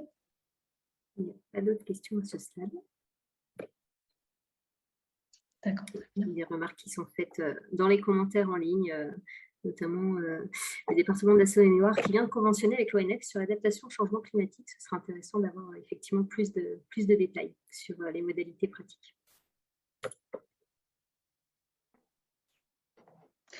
Très bien. Et s'il n'y a pas d'autres questions, on va pouvoir peut-être passer au deuxième retour d'expérience. Bon, encore une fois, si vous avez encore des commentaires à faire, n'hésitez pas à nous les faire remonter dans le module questions-réponses. On y répondra un petit peu plus tard. Donc, pour ce deuxième retour d'expérience, on a voulu mettre en avant d'autres types de solutions pour adapter la forêt à travers des modes de sylviculture durable et la régénération naturelle de la forêt qui sont au cœur des actions de l'association Sylvact. Et donc, je vais laisser la parole à Loïc Cassé, qui est le coordinateur général de Sylvact, qui va nous présenter une opération qui a été menée sur le massif Sud-Isère. Voilà. Vous voyez mon écran? C'est parfait. Très bien. Bien. Bonjour à tous. Merci effectivement de donner l'opportunité de présenter l'action de Silvact, bien qu'elle ne soit pas déployée actuellement en Bourgogne-Franche-Comté, mais donc en Isère, sur le massif du Sud Isère, c'est la zone où c'est l'Oisans, c'est l'Alpe d'Huez, qui est assez connue sur ce massif. Donc on est loin des contextes de forêt que vous pourriez connaître, mais vous verrez qu'en termes de solutions et de problématiques, c'est assez proche de tout ce qui a été évoqué jusqu'à là. Alors, hop. Alors déjà, parler simplement de l'association Silvact pour introduire ce retour d'expérience. Donc l'association Silvact, une association de loi 1901, à but non lucratif et qui est donc reconnue d'intérêt général par le ministère des Finances. L'association ne fait pas du tout un rôle de conseil ou d'animation ou de gestionnaire de forêt. L'objet de Silvact, c'est de lever des nouveaux financements pour les forêts publiques et privées, des nouveaux financements qui sont issus d'acteurs publics, métropoles, communautés de communes, et aussi d'acteurs privés, entreprises, citoyens, etc., pour transférer en fait ces financements vers des forestiers qui s'engagent dans une gestion améliorée de leur forêt. Et c'est l'autre partie de l'action de Silvact, c'est d'accompagner des processus de concertation qui sont déployés à l'échelle des massifs. Donc aujourd'hui, je vais vous présenter le Sud Isère, mais Silvact a un peu plus d'une vingtaine de massifs partenaires. Un massif forestier partenaire pour Silvact, c'est soit une charte forestière, soit un parc naturel régional, soit une ou plusieurs communautés de communes qui partagent une homogénéité de peuplement forestier. Donc aujourd'hui, pour vous situer l'association, l'ensemble des PNR d'Auvergne-Rhône-Alpes sont membres de Silvact. Donc ça rejoint, ce qui a motivé la création de Silvact rejoint les préoccupations qui étaient évoquées tout à l'heure, il me semble, par l'ONF sur les questions de financement de l'adaptation au changement climatique et de l'accompagnement de l'adaptation au changement climatique des forêts. C'est vraiment une thématique qu'on retrouve de manière assez centrale dans nos projets. Les particularités de l'association, donc je vous le disais, une concertation, c'est-à-dire qu'on n'a pas, on ne va pas financer des projets qui ne seraient pas validés préalablement à travers une concertation locale.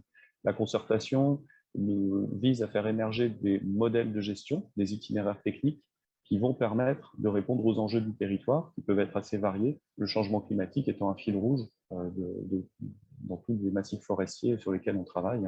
Toutes les forêts aujourd'hui sont concernées par cette problématique. Donc l'idée étant d'avoir des actions qui sont adaptées à chaque massif et qui sont formalisées à travers un document qui est le projet sylvicole territorial. On a différents indicateurs d'impact au niveau de l'association, des indicateurs climat, biodiversité, sociétaux et économiques, avec un processus de contrôle dans lequel on retrouve un comité scientifique et technique qui est composé de l'ONF, du CNPF, de l'État, à travers la DRAF CERFOB Auvergne-Rhône-Alpes, et puis de la LPO, de France Nature Environnement, de l'INRAE. Et on a un plan de contrôle qui porte chaque année sur 30% de nos financements. La constitution de notre comité scientifique technique vous permet d'apprécier le point suivant, c'est que l'association, encore une fois, ne se substitue pas aux acteurs locaux.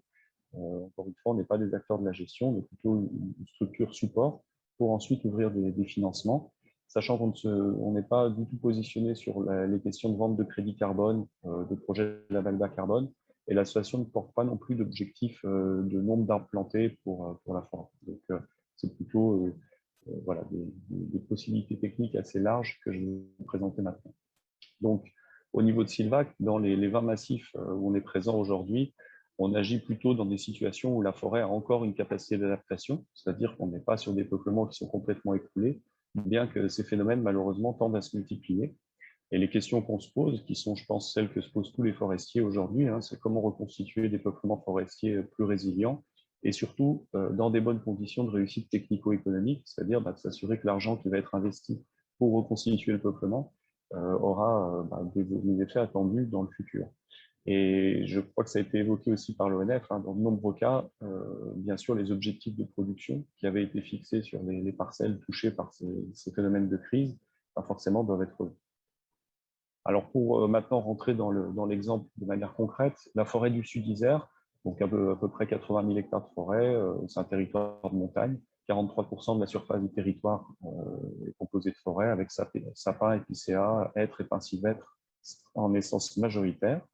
On a une filière forêt-bois qui est encore bien implantée sur le territoire, ce qui est un avantage avec des scieries et puis des entreprises de première et de seconde transformation. La forêt de ce territoire, elle a une particularité, c'est qu'elle se situe dans une zone géographique de transition entre Alpes du Sud et Alpes du Nord, sur lequel on constate des épisodes de sécheresse à répétition, peu de régénération naturelle du fait d'un ralentissement, voire d'un abandon de la gestion forestière, et un impact du gibier en hausse, le cervidé notamment. Donc, ce qui induit des fragilités sur les peuplements, des incertitudes sur la pérennité de la ressource et de la filière forêt-bois d'ici 20 ans et au-delà, bien sûr. Et donc, sur ce territoire, un des axes qui a été identifié, c'était l'importance d'instaurer une culture commune de la forêt pour répondre de manière concertée aux évolutions climatiques. Donc, cette stratégie forestière du Sud Isère, qui est donc le massif partenaire de Silvac dans cette zone, regroupe 3 communautés de communes qui ont fixé comme objectif à la charte forestière qui leur permet de coordonner leurs actions en termes de forêt, bien de faire prendre conscience de l'importance de la forêt sur le territoire de montagne, des partenariats forts pour réfléchir effectivement à l'avenir des massifs, trouver des fonds, activer des fonds, là on parle bien de financement, parce qu'aujourd'hui on a beaucoup de possibilités techniques de réponse au changement climatique, mais malheureusement des possibilités financières qui sont assez contraintes, soit par le prix du bois, soit par l'absence de programmes de financement dédiés. Et puis l'objectif aussi de réaliser des actions visibles et concrètes, c'est-à-dire à grande échelle, rapidement, pour être en phase avec les enjeux et les surfaces qui aujourd'hui sont concernées par ces questions-là sur le territoire. Alors du coup, comment construire des peuplements forestiers plus résilients dans ce massif en particulier? Donc on a, nous, une approche au niveau de Silvac qui est restaurer, accompagner, enrichir, c'est-à-dire quelques forêts dans lesquelles on apporte un financement. On est plutôt sur cette série-là d'interventions où on joue sur plusieurs leviers, promouvoir la régénération naturelle, parce que c'est celle qui coûte le moins cher et que donc souvent on peut l'activer, tout en conservant les individus qui ont résisté aux crises. Privilégier la futaie à couvert continu et régulière, ça je crois que c'est quelque chose qui aujourd'hui ressort dans beaucoup de massifs, où on s'aperçoit qu'il y a un enjeu de protection des sols et qu'en fait ce mode de sylviculture, au-delà de ses aspects forestiers, a aussi cet avantage qui est vraiment à prendre en compte aujourd'hui vis-à-vis des impacts du changement climatique, sur lequel on voit la sécheresse, mais auquel aussi on est confronté avec des épisodes, par exemple, de pluviométrie importante, assez violente, qui peuvent avoir des effets importants dans des contextes de pente.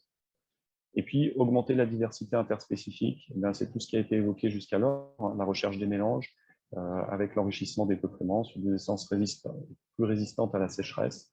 On travaille, nous, beaucoup la notion d'îlot d'ensemencement, voilà, par petits collectifs, puisqu'on mène des sylvicultures qui sont plutôt orientées en sylviculture par trouée, d'apporter voilà, des petits collectifs d'essences qui paraissent plus adaptés aux conditions climatiques.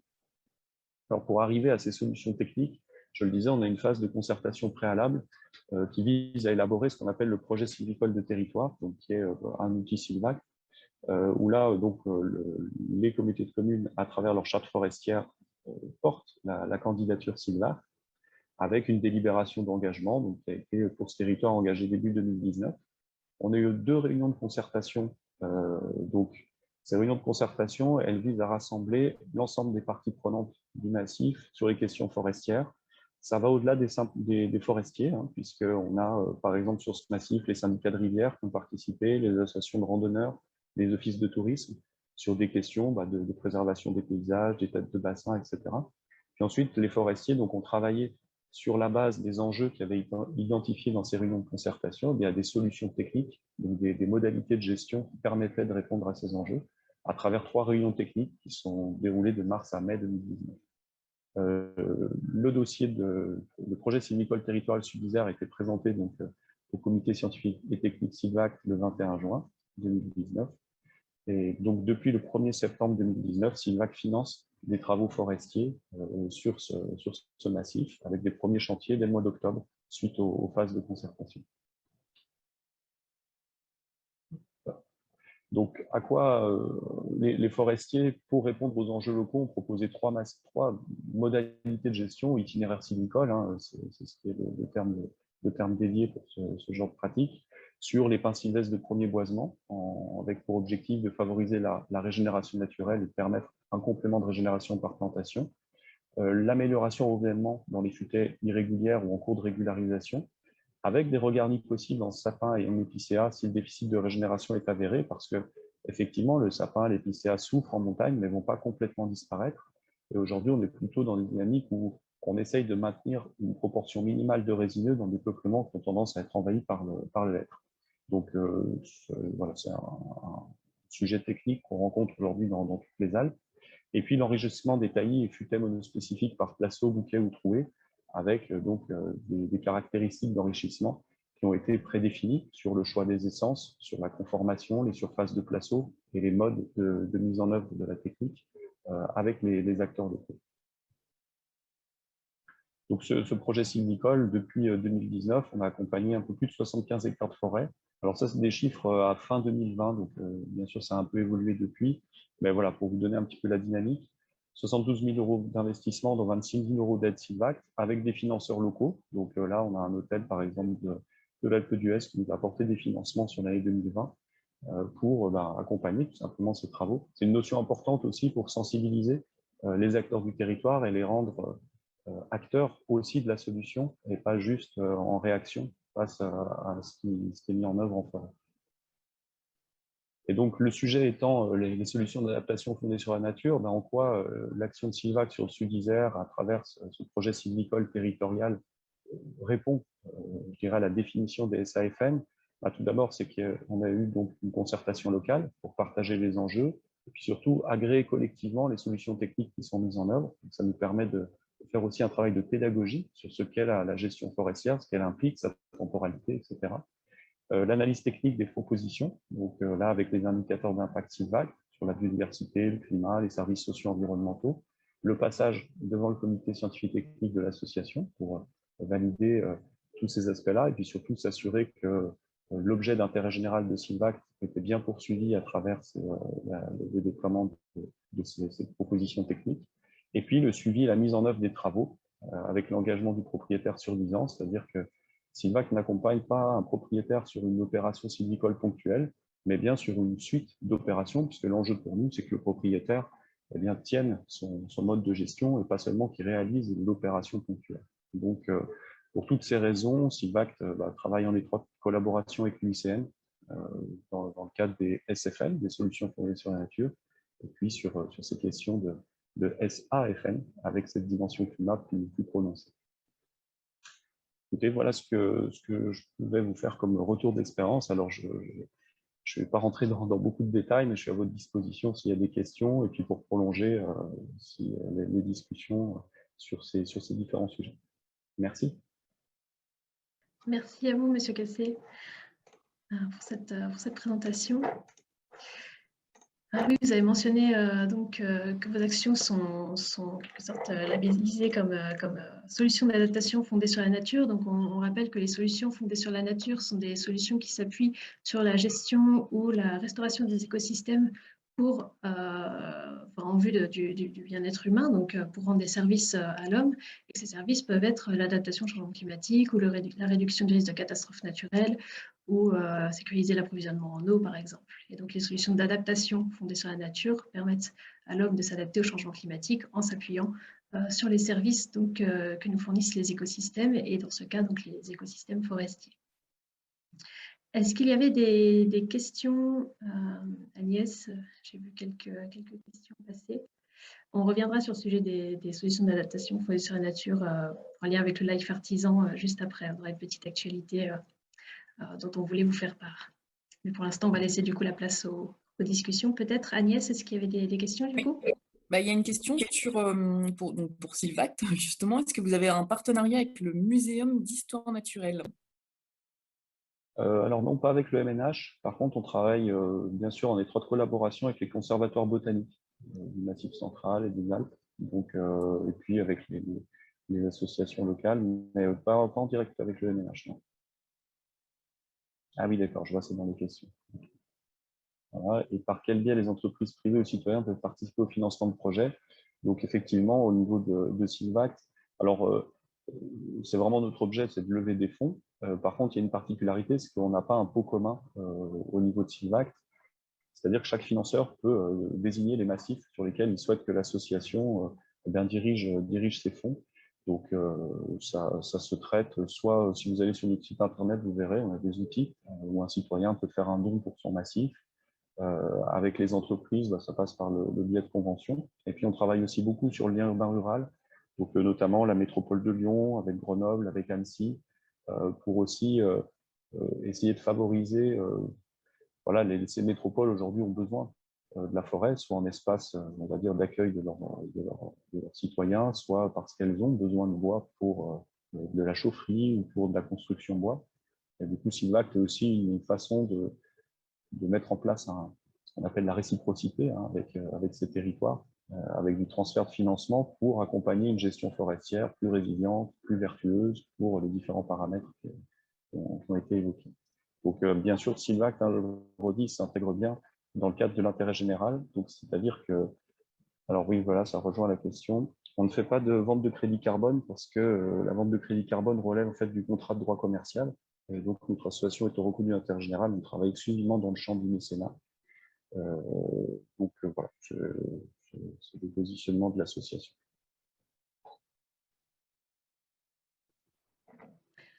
D'accord, très bien. Est-ce qu'il y a d'autres questions? Peut-être on n'aurait peut-être pas répondu encore. Sinon, moi, j'avais une question pour vous sur le volet concertation. Vous avez mentionné du coup des concertations à différents niveaux, un niveau régional et un niveau plus local. Est-ce que du coup, à chaque fois, vous arrivez à mettre donc dans la pièce à la fois les élus, les scientifiques, des experts forestiers et peut-être des citoyens?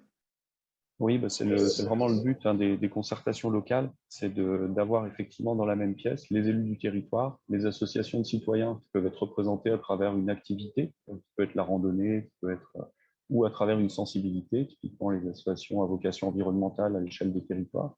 Les forestiers, bien sûr, sont autour de la table, les associations de chasse également. Je vous le disais, d'un territoire à l'autre, ça varie un peu, mais les entités qui sont invitées à participer à ces concertations sont assez larges en fait. On regarde toute structure qui a un lien direct ou indirect ou des attentes vis-à-vis de l'espace forestier, sont invités à venir faire part de ces attentes et à dire voilà, c'est important pour nous que la forêt continue à avoir telle structure ou telle norme de gestion parce que un paysage, la qualité de l'eau, chacun a aujourd'hui des attentes sur la forêt. L'idée c'est de partager les points de vue là-dessus.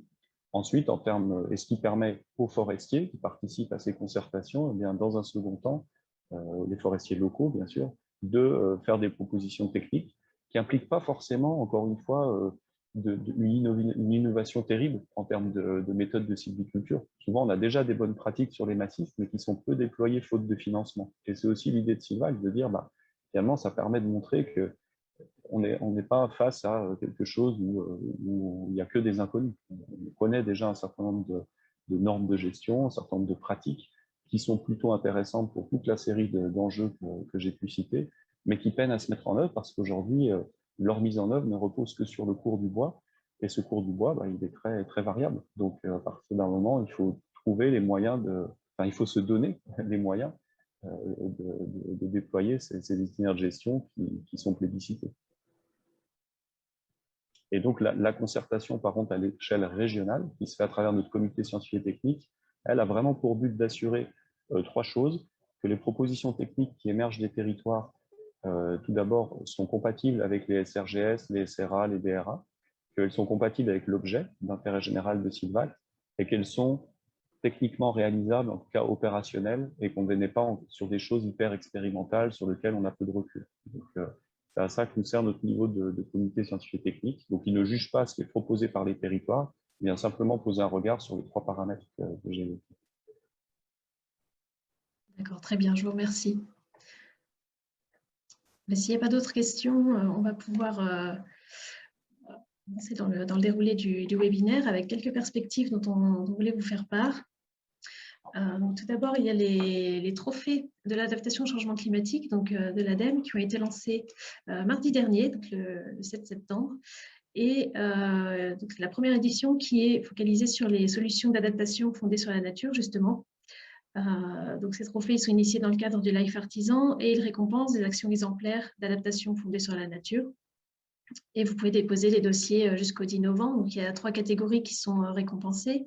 Réduction des risques climatiques, adaptation des filières économiques et adaptation de la gestion de la nature, des ressources et des milieux. Voilà, vous retrouverez plus d'informations sur le site internet donc, qui est en bas de l'écran. On vous remettra du coup toutes ces ressources dans le compte-rendu du webinaire et dans le replay.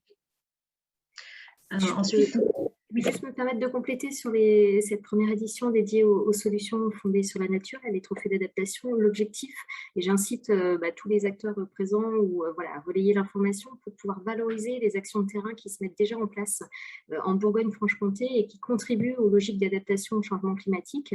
Donc là, l'idée, c'est ouvert à tous, collectivités, universités publiques, ONG, entreprises, de pouvoir montrer des premiers résultats et de valoriser ce qui se passe. Donc, voilà, moi, en tant qu'ADEME, je vous incite fortement à pouvoir peut-être candidater, déposer vos projets qui mettent en évidence des résultats et des actions concrètes en matière de solutions d'adaptation fondées sur la nature en Bourgogne-Franche-Comté.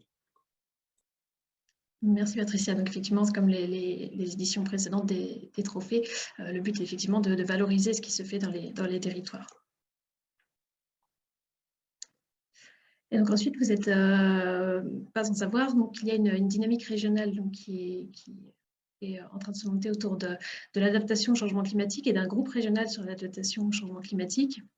Il y a eu déjà plusieurs webinaires, donc, dont le webinaire d'aujourd'hui fait partie, sur des webinaires à l'action sur différents sujets qui ont été menés au cours de l'année 2021. Donc vous pouvez y retrouver les replays et les ressources qui sont associées sur le site d'Alter dans la rubrique adaptation au changement climatique. Donc on en a eu un premier justement sur les solutions d'adaptation fondées sur la nature et un deuxième sur les thématiques d'aménagement. Donc cette dynamique, elle va se poursuivre avec plusieurs temps forts, une vidéo à l'action avec des témoignages d'acteurs qui s'adaptent au changement climatique en Bourgogne-Franche-Comté, donc qui va être diffusée bientôt, prochainement. Aussi une page spéciale régionale sur la Bourgogne-Franche-Comté, sur le Centre de ressources nationales pour l'adaptation au changement climatique. On vous mettra le lien, évidemment, pour que vous puissiez la consulter. Et puis d'autres événements et manifestations autour de l'adaptation, donc d'autres webinaires à venir l'année prochaine, des formations, des ateliers de mise en pratique. Donc on vous tiendra évidemment informé de ces prochains temps forts.